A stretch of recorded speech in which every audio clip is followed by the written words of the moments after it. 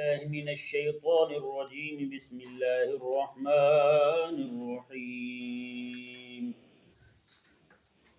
إن عدة الشهور عند الله 12 شهرا في كتاب الله يوم خلق السماوات والأرض منها 4 حرم ذلك الدين القيم فلا تظلموا فيهن أنفسكم وقاتلوا المشركين كافة كما يقاتلونكم كافة واعلموا أن الله مع المتقين. سبحان اللہ. جیسا کہ آپ کے سامنے کل بیان کیا گیا تھا کہ مشرکین جو ہیں اپنی ذاتی مصروفیات کی وجہ سے وہ حج کے مہینے آگے پیچھے کر دیتے تھے، اور جس سال وہ 1 مہینے میں حج کرتے تھے اگلے سال بھی اسی مہینے میں حج کیا کرتے تھے. انہوں نے 2 سال محرم میں حج کیا، انہوں نے 2 سال انہوں نے سفر میں حج کیا، انہوں نے اس طرح کر کے ذوالقعدہ کے مہینے میں بھی حج کر چکے تھے وہ 2 بار. ذوالقعدہ کے مہینے میں جب حضرت سیدنا ابوبکر صدیق رضی اللہ تعالی عنہ نے حج کیا تو اس وقت مہینہ ذوالقعدہ کا تھا. کون سا تھا؟ ذوالقعدہ کا تھا. انہوں نے ذوالقعدہ کو ذوالحج بنایا ہوا تھا.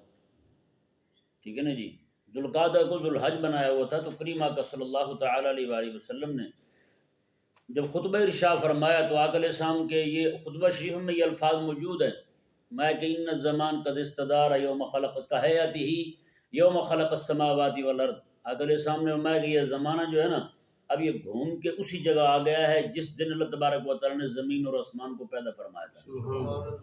یعنی کہ وہ مہینہ پھر ذوالحجہ کا آ گیا جس سال میرے کریم آقا صلی اللہ علیہ وآلہ وسلم نے حج ادا کیا.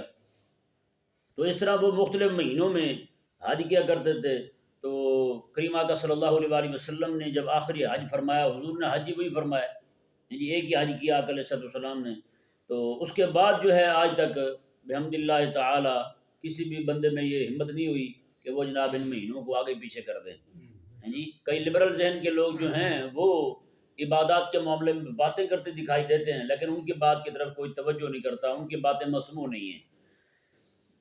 یہ ذہن میں رہے مسئلہ کہ ہجری تقویم جو ہے نا، یہ چاند کا جو حساب ہے، اس حساب کو یاد رکھنا امت پر فرض کفایہ ہے.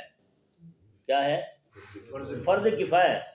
اگر ساری امت ہی بھول جائے نا کہ یہ کون سا مہینہ ہے، کون سی تاریخ ہے، تو پھر ساری امت ہی گناہ گار ہوگی.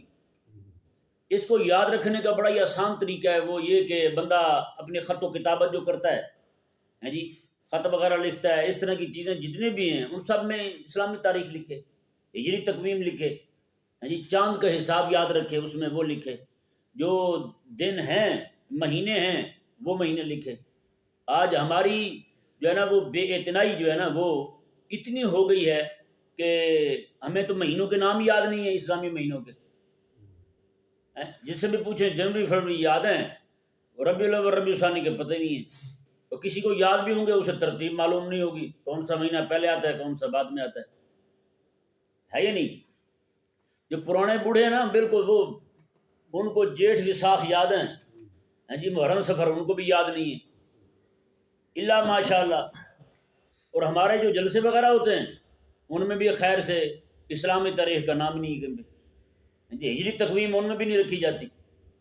ہاں یہ ٹھیک ہے کہ سورج کی رعایت رکھنا، سورج کو دیکھنا، یہ بھی کریم آقا صلی اللہ علیہ وآلہ وسلم کی امت کی ایک پورا وصف بیان کیا گیا ہے. پچھلی آسمانی کتابیں جو ہے نا ان میں آپ اٹھا کر کے دیکھیں، اس میں ایک جملہ موجود ہے، وہاں پہ فرمایا کہ رعاۃ للشمس، میں کہ مصطفیٰ کریم علیہ السلام کی امت جو ہے وہ سورج کی بڑی رعایت رکھنے والی ہوگی. ٹھیک ہے جی، سورج کی رعایت رکھنے والی ہوگی. کیسے؟ جیسے میں نے کل بھی آپ کے سامنے بیان کیا تھا کہ 5 نمازیں ہماری جو ہیں وہ ساری سورج کو دیکھ کے ادا ہوتی ہے یا نہیں ایسا؟ روزے کا کھلنا اور رکھنا روزے کا، اس کا تعلق بھی سورج کے ساتھ ہے. ہیں جی نماز فجر کی ہے سورج نکلنے سے پہلے پڑھنی ہے، ظہر کی ہے زوال سے بعد، زوال کے بعد پڑھنی ہے، اس کا تعلق بھی سورج کے ساتھ ہے۔ عصر کی نماز جو ہے سورج کو زوال کے بعد اتنا ٹائم گزر جائے تو پھر پڑھنی ہے، تعلق سورج کے ساتھ ہے۔ مغرب کی نماز پڑھنی ہے سورج غروب ہو جائے تو پھر پڑھنی ہے، سورج غروب ہونے کے اتنا وقت گزر جائے تو عشاء کی نماز پڑھنی ہے، تعلق سورج کے ساتھ ہے۔ تو رعایت للشمس جو ہے یہ سورج کی رعایت رکھنا، جتنی رعایت کریمہ علیہ السلام کی امت رکھتی ہے اتنا کوئی بھی نہیں رکھتا ہے جی۔ اور دوسرا کئی لوگ جو یہ اس بات کا یہ تقاضا کرتے ہیں کہ ہمارا پورا جو عبادات کا نظام ہے وہ سارے کا سارا سورج کے ساتھ ہی منسلک کر دیا جائے، تو یہ ان کا کہنا بھی غلط ہے۔ ٹھیک ہے ایک حد تک سورج کی رعایت رکھنے کا ہمیں حکم ہے، لیکن یہ نہیں کہ تم رمضان شروع کب کرنا ہے، آقا علیہ السلام نے فرمایا کہ سوموا لرؤیتہ، میں جب تم چاند کو دیکھ لو تو رمضان شروع کر دو، اور فرمایا کہ جب چاند کو دیکھ لو تو افطار کر لو تم، یعنی عید کر لو تم۔ تو یہ اب اس کا تعلق جو وہ چاند کے ساتھ رکھا گیا، سورج کے ساتھ آپ نہیں رکھ سکتے۔ وہ اس طرح کہ سورج کا حساب رکھنا جو ہے نا یہ بہت مشکل ہے، چاند کا حساب تو عوام بھی رکھ سکتی ہے یا نہیں؟ چاند بڑا چھوٹا دیکھ کے اور چاند کا طلوع اور غروب دیکھ کے ہیں جی، جب چاند ہلال جو ہے رویت ہلال ہوتی ہے اس وقت بھی اس طرح کہ یہ حساب جو ہے نا بڑا ہی آسان ہے، چاند کے ساتھ حساب رکھنا ان چیزوں کا۔ سورج کے ساتھ حساب رکھنے کے لیے پورا علم حیات ہے، اس کا آنا ضروری ہے، اور وہ کون یاد کرے گا عوام میں سے برجوں کو؟ کون یاد کرے گا جناب کہاں پہ برج ہے، کہاں پہ کیا ہے؟ کچھ بھی یاد نہیں ہوگا لوگوں کو، ہر بندے کو جناب علم حیات پڑھنا پڑے گا، اس کا حساب رکھا ہی نہیں جا سکتا عوام سے۔ اکا دکا مولوی ہوں گے جو جناب پڑھے ہوں گے یہ والا علم حیات وہی بتا سکیں گے، بس اس کے علاوہ کسی کو پتہ نہیں ہوگا۔ اور سورج کی تاریخ جو ہے نا بالفرض کوئی بھول بھی جائیں، سارے ہی بھول جائیں تو اس کا حساب رکھنا بہت مشکل ہے۔ کیسے پتہ لگائیں گے کہ آج سورج کی کون سی تاریخ ہے؟ چاند کا بھول جائیں ہیں جی، 15 تاریخ کو بھولے ہیں تو ٹھیک 18 یہ 15 دنوں بعد پھر پتہ چل جائے گا بھی چاند آ گیا ہے نا۔ سورج کا کیا حساب رکھیں گے؟ کوئی حساب نہیں رکھ سکتے، بہت مشکل ہوگا۔ اس کے لیے علم حیات کا آنا ضروری ہے۔ یہ اللہ تبارک و تعالیٰ نے آسانی پیدا فرمائی ہے۔ کریمہ کا صرف یہاں تک کہ بادل بھی آ جائے نا ہیں جی، یہ نہیں کہ جناب کیمرے لگا کے اوپر چڑھ جائے بادلوں کے اوپر جا کے دیکھ کے سورج نکلا ہی نہیں نکلا، اتنا اللہ تبارک و تعالیٰ نے ہمیں مکلف نہیں کیا۔ یہ الگ بات ہے کہ آج ہماری قوم جو ہے وہ جناب اپنے آپ کو مشکلات میں پھنسائے جا رہی ہے۔ واضح طور پہ حضور نے فرما دیا چاند دیکھ لو تو روزہ شروع کر دو، چاند دیکھ لو تو عید کر دو، بادل آ گئے تو یوم شک بن گیا بھائی، اور یوم شک کا روزہ منع کر دیا گیا۔ تو یہ وہ چیزیں ہیں جو یعنی کہ شریعت ہمارے لیے آسانی چاہتی ہے اور ہم خود مشکل چاہتے ہیں، ہم خود چاہتے ہیں کہ ہمارے لیے مشکل ہو، ہمارے لیے آسانی نہ ہو۔ ہاں جی، آج کسی ایک علاقے میں چاند نظر آ جائے دوسرے علاقے میں چاند نظر نہ آئے تو لوگ گڑبڑ شروع کر دیتے ہیں۔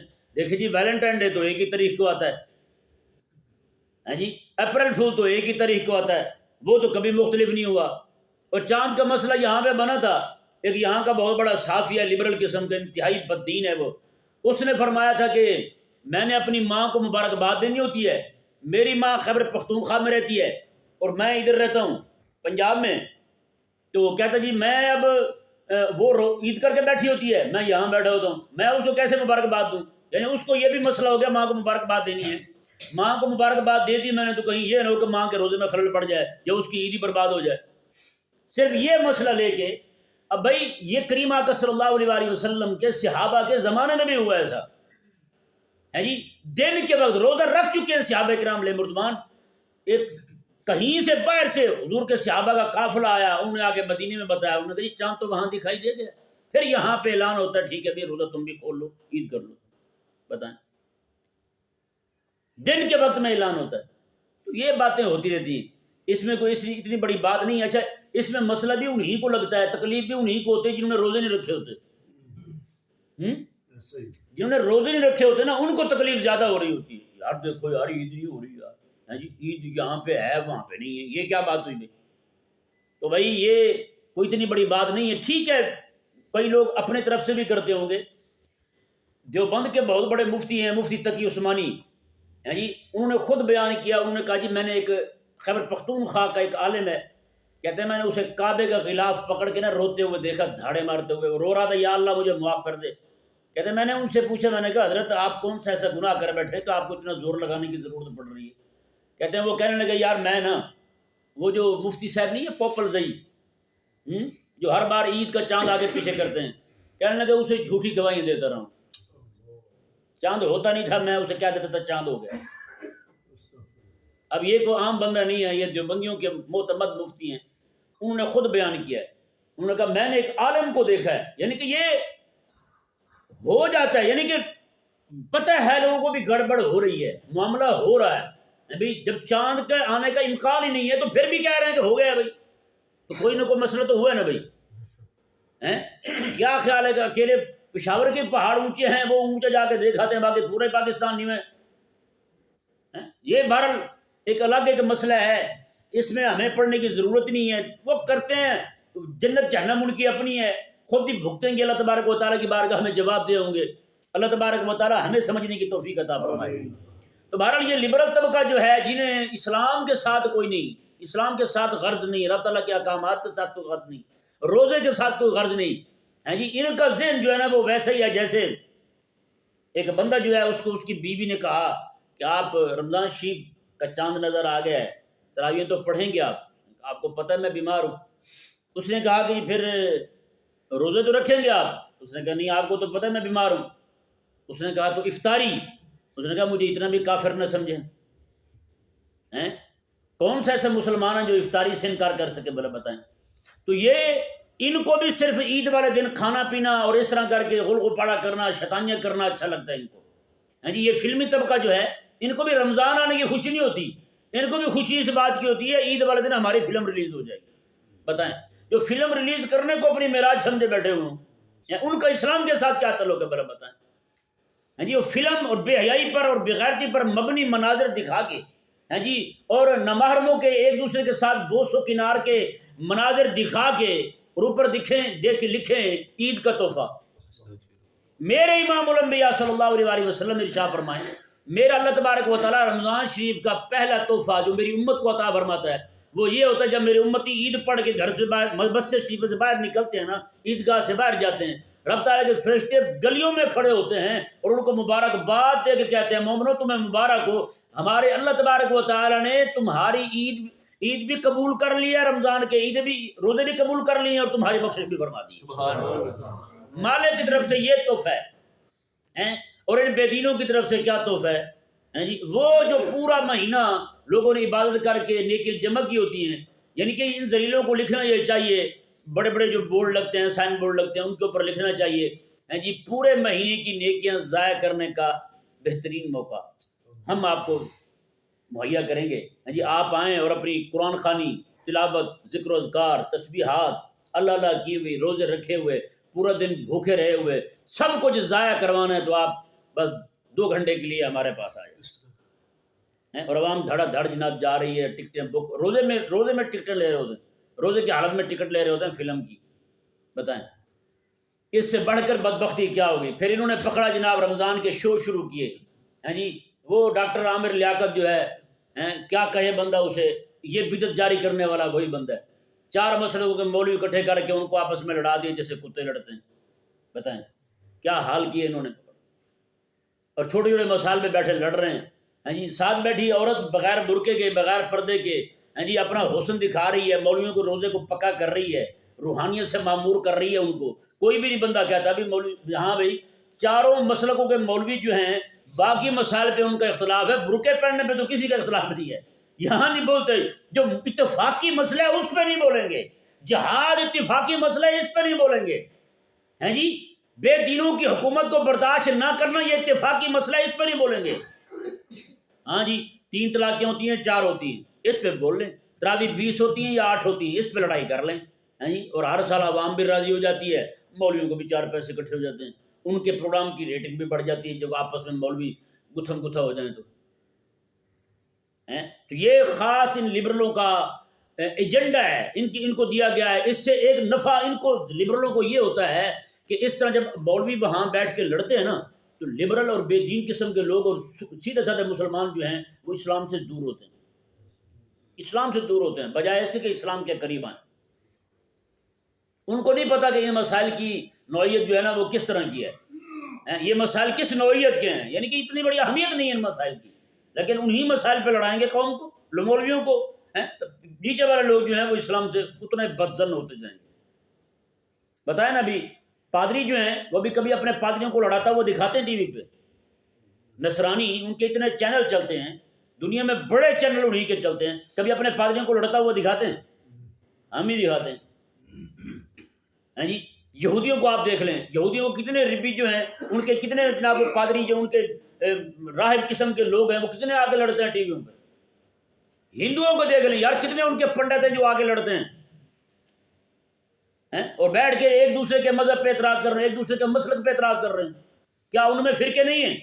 ہندوؤں میں فرقے نہیں ہیں، یہودیوں میں فرقے نہیں ہیں، نصرانیوں میں فرقے نہیں ہیں. ان کی لڑائی نہیں دکھائی جاتی، ان کی دکھائی جاتی ہے. کیوں؟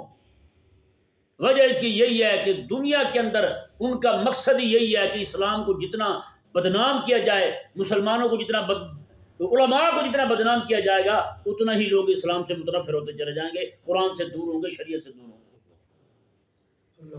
ان مولویوں کو نہیں پتا بھی ان کی دو جناب، ان کو تو لاکھ روپے مل گئے جناب پروگرام کے، لاکھ روپے تم نے لے لیا اور انہوں نے یہ نہیں پتا مسلمانوں کو کتنا نقصان کر رہا ہے، وہ اسلام کو کتنا نقصان کر رہا ہے، کتنے لوگوں کو تم اسلام سے بدظن کر رہے ہو. ایسے لوگوں کا حال نہ بیان کیا حضرت شیخ سعدی رحمہ اللہ نے.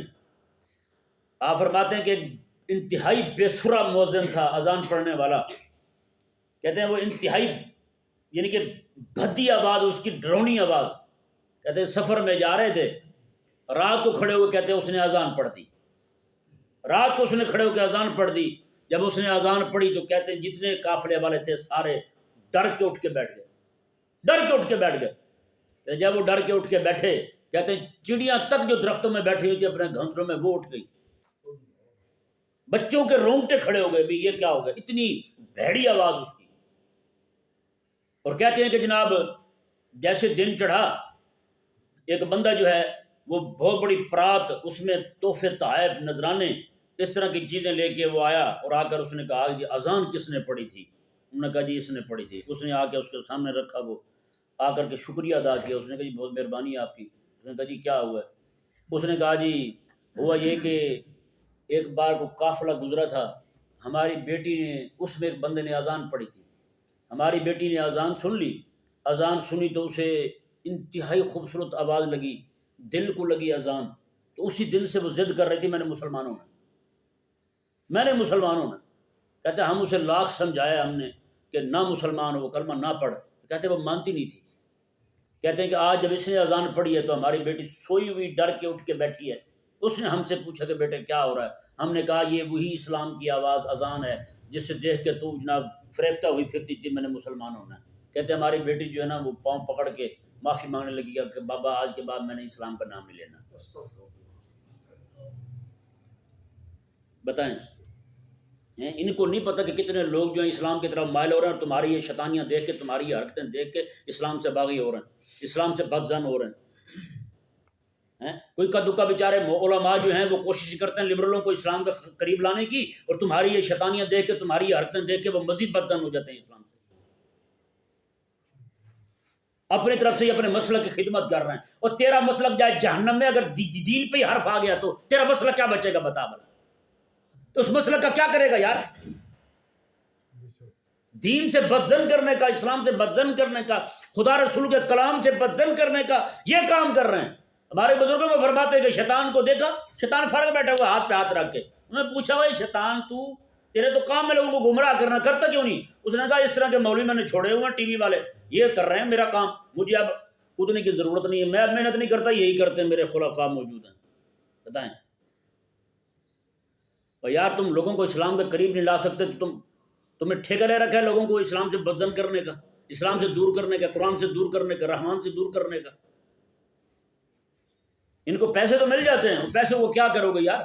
پیسے لیتے ہوئے تمہیں اتنی شرم نہیں آتی یار اسلام کو بدنام کروا کے تم پیسے لے رہے ہو؟ کون سی کمائی ہے تمہاری؟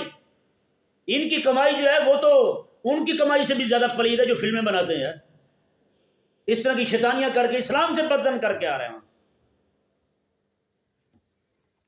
اللہ تبارک و تعالی نے ارشاد فرمایا، دیا مبارکہ کا ترجمہ دیکھیں،